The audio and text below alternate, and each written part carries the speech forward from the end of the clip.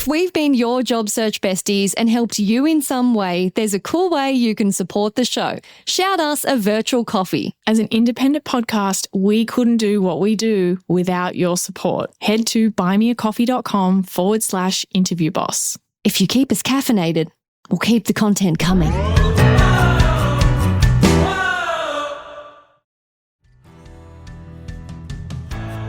Where you are up front and it's like, such a shame. It is what it is. There's nothing I can do about it. That's where they will be like, we really liked her though. Maybe we can keep her in mind.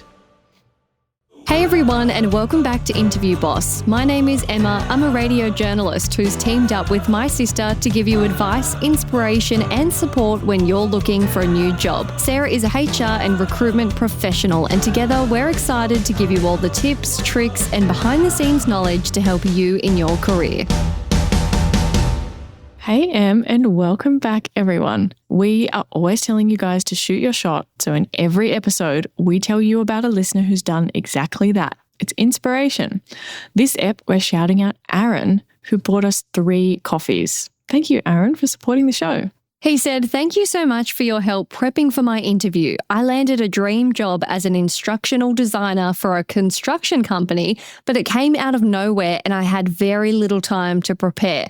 In one of your episodes, you gave some great advice on how to politely and respectfully lead an interview if the interviewer doesn't ask many questions. That's exactly the curveball I was given, but I was able to steer the conversation toward my star responses and knocked it out of the park." Oh my gosh, I love this because I'm pretty sure I probably said it in that episode. The time in my career that I've worked with managers who asked the least amount of questions in interviews that I was sitting in with them trying to help them was in the construction industry. So it does not surprise me, Chris, that you were interviewing with a construction company and they didn't really ask many questions. So I'm so glad that that came in handy. And also, what a cool job. An instructional designer. That's awesome. So cool. I have no idea what he would do, but I'm so proud of him. I feel like he gives instructions to people, like the big, butcher's paper sheets. I feel like he draws them and he runs around and hands them to everyone. And there's like E=mc². Look at the scale. Basically, yeah, it's like that, except you're building little learning courses and things, usually online. Usually you're turning them into learning modules or something. So you often work with someone who actually is maybe the expert on whatever topic it is, but you're turning that into maybe videos or training courses or whatever. So you kind of have to know a lot about technology, a lot about learning, how people learn, what's the best way to teach stuff. Really, really cool. Maybe we should hire him to do some improvements to Interview Academy or create our next course. And take my job. Thanks for listening, Chris. We're so glad you got some valuable advice. You don't know you need the skills of how to handle a bad interviewer until you're in the situation. So it's a handy one to have up your sleeve. So you better listen to all our episodes. Yes. Before we get into today's episode, if you need more help than we can fit in a podcast, go check out our website for free templates, coaching services, and our Interview Academy. Which doesn't need help. No, it's really great as it is. I was just seeing an opportunity for our friend Chris. Now, today we're dedicating our episode to listener Helen, who wrote to us with a conundrum. She said, "Hello, I'm once again on the hunt for a job after having to relocate due to my husband's military service in the US. I have a couple of interviews lined up next week, but I'm nervous about the potential when would you be available to start question. I would love to say immediately, but it will be entirely dependent on when I can secure childcare for my toddler and after-school care for my 7-year-old. How do I tell them this in the interview? I want to be honest that it might take me some time, but I know that realistically they want to hire ASAP. I've been looking for childcare simultaneously while looking for a job, but it's brutal out there. Long wait lists, and for many of them, you can't even apply to get on the wait list unless both parents already have a job. Chicken and egg scenario, like you can't get a job until you have childcare, but you can't get childcare unless you already have a job. Any insight on how to go about this? Thank you, Helen." Wow, what a conundrum. That is the pinnacle of conundrums. I know. Isn't it just like the definition of conundrum? We always say write in with a conundrum, and Helen got the message. Look, I think let's just get one thing out of the way. We can't help Helen with childcare. I don't know anything about how to get on the wait lists, how to get a place. Cannot help you, Helen. Especially not in another country. I know, right? And also, I bet it's different in every state, in every town. Like I think even in Australia, it's going to really differ depending on exactly where you live and what the services around you are specifically like. So Helen, we can't help you with that part. The wait lists are crazy though. You have to put your unborn fetus on a wait list. If you want childcare when they're 2, you have to say unborn fetus Smith would like to enroll in this centre one day. Crazy. Yep. And like, I think sometimes you know, in certain places you can get care without a waiting list or without as hectic of a waiting list. But like, what kind of places are those? Are they the places where there's heaps of turnover and where they have like serious incidents on their record? And like, how could you know, be signing up to leave your babies there? Yes. So firstly, we do have an episode about negotiating your start date. So go and listen to that if you haven't already. We cover when you've told them about your notice period and then they say, oh, great. So can you start on this day? Yeah, that episode is about when you have kind of already in the interview process explained your notice period, how long you're going to need, and then you get the job offer and they take basically today's date, add on your notice period, and bam, that's when they want you to start. And so you're kind of thinking, oh shit, well, actually I'd like a little bit more than that. Like I know I said that was my notice period, but like I'd like a little bit more time. And that episode goes through how to handle that. Whereas what Helen's dealing with is almost the step before, because she hasn't had the interview yet and she's kind of like, well, what do I say for my notice period effectively? Yeah, that's tricky because most people would have a standard 4 weeks, 2 weeks, a month that they can throw out there, but hers is completely up in the air. I think it's not going to be any surprise if you've listened to a lot of our episodes. You got to be upfront. We can't be pretending, hiding, you know, covering something up. Oh yeah, I'm available immediately and then trying to negotiate it later. I think particularly with stuff like this where it's pretty black and white, you're not going to be able to fluff your way through it. Like the chickens are going to come home to roost eventually when they're like, you need to be in the office and you still don't have childcare. Like, what are you going to do? You can't leave your toddler at home. Like, you know, you'll have to tell them you have to leave early to pick up your other kid from school. Like, you know, there's not really any way you're going to be able to swing this. Yeah, and it could be a deal breaker, which is why a lot of people probably would feel hesitant to disclose that maybe. But if it's going to be a deal breaker, it's going to be a deal breaker anyway. Like if they're looking for someone immediately, it was never going to work anyway, unfortunately. And if you try and win them over by saying, yep, straight away, I'll make it work, and then you have to change that later, that's not going to be starting on the right foot. They'll be really disappointed. They'll have a sour taste in their mouth before you've even had a chance to prove what a great hire you are. So honesty is the best policy. Yep. And I get where people are coming from because like you say, it feels like people don't want it to be a deal breaker and they don't want to rule themselves out. But I want you to think about this like you don't want to lose the job because of it now. You're thinking, okay, if I say it's going to take, 2 months, I'm not going to get this job. There's no way. But if you're going to lose the job over it eventually, I think you may as well be upfront about it because it's going to be way more disappointing for you to get through the process, to get offered the role and then have to have it fall apart because, oh no, sorry, we can't wait that long. Like, I think, you can focus your energy and attention on other things. It can feel a bit like, well, I'm letting go of this job because I'm saying this thing. But when it comes to stuff like this, you're not. It's your situation that's losing you the job and there's nothing you can do about your situation. So it was always going to happen. And that uncertainty is really hard, particularly when you're already moving to a whole new place. I'm guessing you guys probably don't have family in the new area. You're trying to set yourselves up. You can't even answer a question about when you could start or where your kids are going to be going to school, getting care. That's really hard, that limbo. Hey, as somebody who moves around for my partner's work, it is rough. You're in a different spot and you're like, hey, I don't have roots here. I'm only here because of them. And yeah, you have to kind of work everything out from the beginning. Yeah. And you can't just say, I don't know. Like, I'm not sure when I could start because they won't be able to do anything with that information. But maybe you could come up with some kind of time frame or a date in the future that you know you could make it work. So maybe like, is there a date that you will have been moving there and your husband would have been in the job for a month? You might be a bit more settled. Maybe by then you could swing like a nanny in the interim, or there's other options. Kind of try and throw a date out there where you're like, surely by then there'll be more ducks in a row. Yeah. Or like an amount of time where you're like, I will be able to come up with something. Like if there's something like that you can come up with, I think that will really help, even if it's not certainty. If you said, okay, if I was given, I have to start this job in a month, could I work something out in that time? Or is it like, actually, no, it doesn't matter how much time you gave me because there's no backup options? I think you need to kind of tease that apart and just understand, what does that really look like? And I think we always like to tailor our episodes to the listener who wrote in, but I always like to make sure that it's relevant for more than just the person that we're talking to. I think if you are moving, if you are relocating, I think this applies then. When can you start? I think that's super, super relevant. It might even be the case if you have some other kind of an interesting situation. Maybe you're kind of running your own business at the moment and you need some time to wind things up.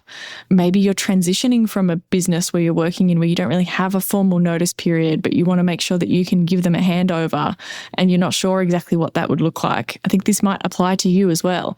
Working out what kind of certainty can I give, even if it's not an exact date, even if it's not an exact time frame, what is it that you can say to them that will help them understand your situation a little bit better? And like I touched on before, is there an interim situation that you could make work? Just thinking off the top of my head here, yeah, like I said, a private nanny or babysitter for, a couple of weeks.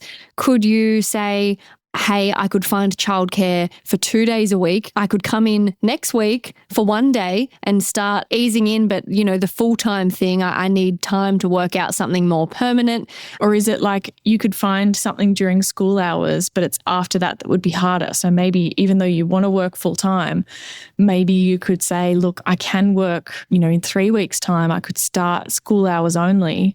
And as soon as I get care, I can move to full-time. Like that can really make a difference to a company who's looking to bring you on.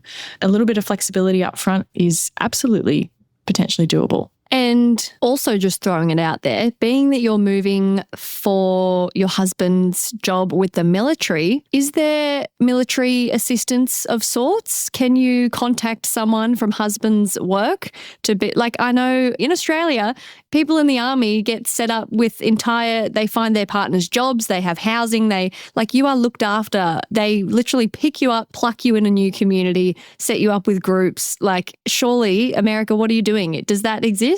If not, take notes. Maybe it depends on where you're posted or what the branch. Do you say the branch? Division? Which branch you're a part of? Yeah, which command? Yeah, which area you're a part of. Yeah, or what rank you are. I don't know. Maybe it depends. But yeah, that's a great shout. Look into your different resources. I don't want this to feel like, hey, there's no.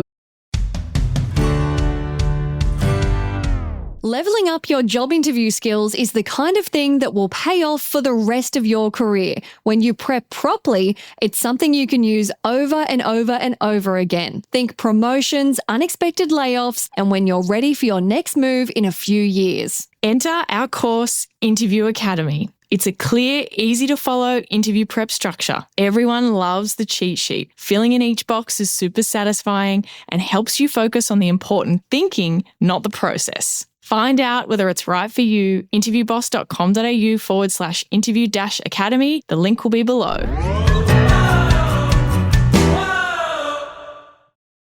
You have to be upfront and tell them, and it's going to be a deal breaker, and too bad, you have to just suck it up. I want to make sure that anyone listening to this understands the reasons why we say that stuff. It's because once you get your actual situation out on the table and you're upfront, hey, look, I don't know when I'm going to be able to start. It's all dependent on childcare. I'm still working that out at the moment. They might think, okay, yeah, look, we do need someone urgently because we've got someone going on parental leave. So waiting 6 weeks is not an option. So unfortunately, that rules you out for this job. But hey, we really liked you And now we really understand your situation. There was this other role that we're planning on maybe hiring for in the new financial year. And now we know that we're going to come back to you. I tell you when that's not going to happen, when you maybe pretended it was easier than it was, they offer you the job and then you can't start because of your situation that you weren't upfront about. They're not going to be keeping you in mind and doing whatever they can to bring you on board. Like they're not going out of their way for someone when you've had that awkwardness and back and forth and it's been a bit of a letdown, where you are up front and it's like, such a shame. It is what it is. There's nothing I can do about it. That's where they will be like, we really liked her though. Maybe we can keep her in mind. Yeah, on a bit of an eligibility list in a couple of months. You never know. So if we do want to be upfront, how honest are we being? Do we give the whole chicken and egg analogy and be like, well, I'm in a pickle because childcare won't give me a job until, childcare won't give me a spot. Childcare won't give me a job. Childcare won't give me a spot until I have a job, and jobs need certainty. And so, look, I'd really like if you could break this circuit for me and give me an offer. I think in terms of the delivery, you should really play it the way that your personality is. So if you're the kind of person that is happy to make a little bit of a joke and to kind of poke fun a little bit, I think absolutely to be like, well, I'm in a bit of a pickle. Like, how fun is that? To then go, I can't get childcare place without a job, can't get a job without the childcare places. It's all a bit tough. So I would really love if you could, help me out with an offer that's like fully flexible start date, and then I'll just work out the rest and we can go from there. Like, you could kind of poke fun a little bit, I think, if you felt like that was the vibe with the company that you were interviewing with. And if that's your vibe as well, there's no reason you need to make jokes if you're not the kind of person who does that. But you could also go with something a little bit more straightforward, or you could add this on. Because we've just moved, I'm assuming you've kind of covered that already in your intro or something. Because we've just moved, I'm really working on getting childcare locked down. So I don't know exactly what my availability looks like, but I should have a better idea in a couple of weeks. And once it is locked in, I can start immediately. Great. That doesn't raise any eyebrows. That checks out to someone who's just moved and is getting their bearings. You gave a rough timeline. You weren't saying like, I don't know and I'm never going to know. It was just for now, I don't know, but I will soon. So yeah, I feel fine about that. Okay, I have a curveball for you. What if the response that you got back was, we really need someone immediately? What would you say? Go for it. Improv. Putting you on the spot. Yeah, okay. I totally understand that. Unfortunately, I can't really start immediately. I'd be happy to negotiate, some short-term measures. I could probably get casual care for a couple of hours here and there. But, having that regular full-time care, I really need that before I can commit to starting a full-time job. I hope you can appreciate that. Ooh, unpack that for me. Why did you go with that option?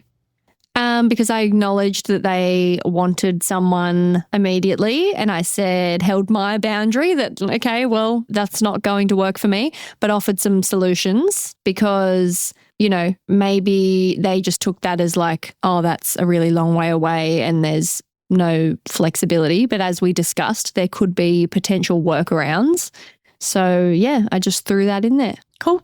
I didn't hate it, but I didn't love it. And hey, maybe you do the same question to me and I'll do my version and you can see what you don't like about mine maybe. Okay. Ooh, yeah, we're really looking for someone to start immediately. Oh, look, fair enough. I understand you've got, a handover that you want to do and a role that's going to be vacant. Unfortunately, I just am in a situation where I can't commit to anything. So if anything changes about that, I'd love if you keep me in mind, but really understand if you have to go in a different direction. See, I think you were assuming that we really need someone soon was like a final, you're not going to work, we're knocking you back. And to me, that sounded like a really lovely answer to being like rejected and having it severed. But I interpret it as like they're voicing like, oh, that's just what annoying people do who think out loud. Like, oh, bugger, we really wanted someone soon. But like that should have just been an inside thought and they hadn't cut it off, you know, they were just expressing a thought, and the conversation continues by being like, yeah, I get that. Look, this could work. Like, you've just cut it off by being like, I accept that you don't want me. But they didn't fully say this cannot work. They just said, oh, initially, like, we were thinking we'd need someone sooner. I feel like you've severed ties and I've left the door open. Yeah, I get what you're saying. And it's going to be personal preference, like anything. I love the idea that someone's listening to this and they really like one of those responses and they don't like the other one. Great.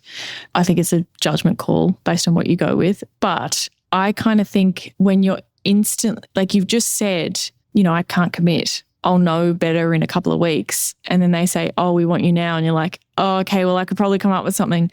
Like, you're kind of instantly backpedaling from what you already said. Like, was that the case or was it not? And I know that I would be probably likely to say something like you said if it was actually me, unfortunately. Maybe I've done a bit of a mix, actually. I think I've like kind of done this before. Maybe I've done a bit of a mix, but what is the harsh reality is that as soon as you throw out some of those, you know, kind of, oh, well, there's maybe this, there's maybe that. If you haven't thought that through and they're like, okay, yeah, great. Well, what would that look like? Let's say they email you. Oh, hey, so you mentioned that you might be able to come up with an interim thing. What do you mean?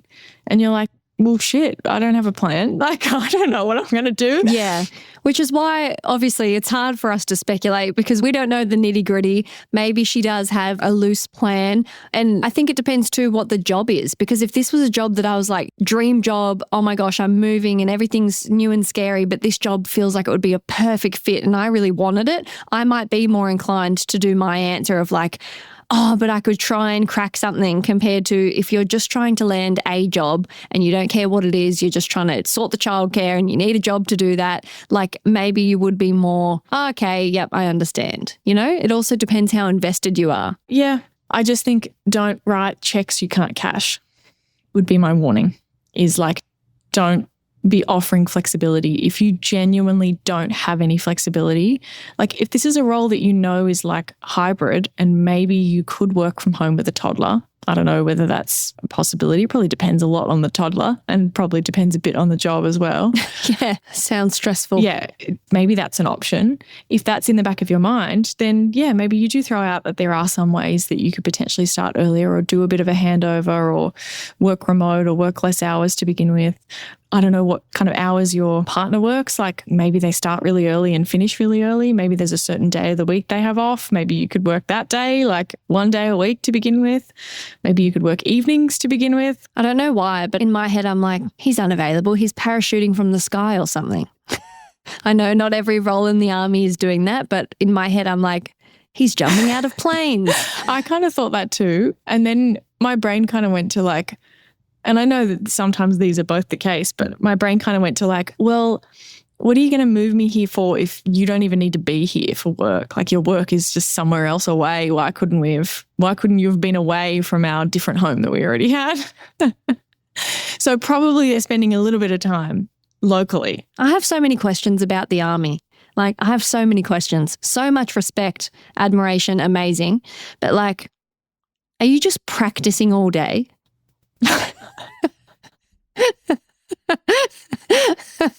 You know, just practicing for the next big thing. You're not sure if it's coming. I don't think so. But in case it is, we're going to practice over and over. I feel like that's a really simplified version of what it is, isn't it? No. I think there's active things going on. Also, not every role is like a combat role. Like, a lot of things are technology. There'd be training things, like learning different machinery, fixing stuff. Like, I don't know. Learning the systems to help in the practice of the big practice. Like, I feel like it's all, everyone is practicing, whether they know it or not. The objectives are to be better prepared for the practice, for when the practice turns into a real situation. I don't even want to argue because I like how simple that is. Yeah. And I don't want to offend anyone. Like I said, full admiration, giving your service. You have my utmost respect. I just have so many questions. This is more coming from a place of Emma just needs to do some Googling, I think. Like, maybe speak to some of our relatives who might have some things to fill you in on what goes on. I feel like our relative that you're thinking of is the reason I'm so confused, because whenever I chat to him, he's like, yeah, went outfield, 20 guys with me, drills. And I'm like, what are you doing? You're practicing with a large group of men. I get more confused after speaking to him. Maybe he's practicing. Yeah, maybe. I don't know. It's not everyone else. It's just him. He just practices every day. Anyway, Helen, all the best. That is quite the conundrum. And I really hope you get a circuit breaker soon and childcare or a company gives you an opportunity and it all works out. And yeah, thank your husband for his service and your sacrifice. Yep. She's going to be upfront and a company is going to really like her and really understand her situation, and it's not going to be a big deal for them. The ones where it's a deal breaker, yeah, it's not going to work out. But the ones where it's not, where they're like, yeah, actually, this is a new role. We care more about having the exact right person than we do getting someone in really quickly. And when you're the right person, they're going to wait. They're going to make it work. Good luck. Thanks for listening to Interview Boss. If you want to request an episode on your specific conundrum or industry, send us the details. Email us or slide into our Instagram DMs. But if you do DM us on Instagram and you're not following, Emma won't be happy and she will judge you. I really will. We believe in paying it forward, so if we've helped you, please spread the word. You know the drill. Follow, review, find us on Instagram, LinkedIn. It all helps. Or go the old school way and tell someone else about the show.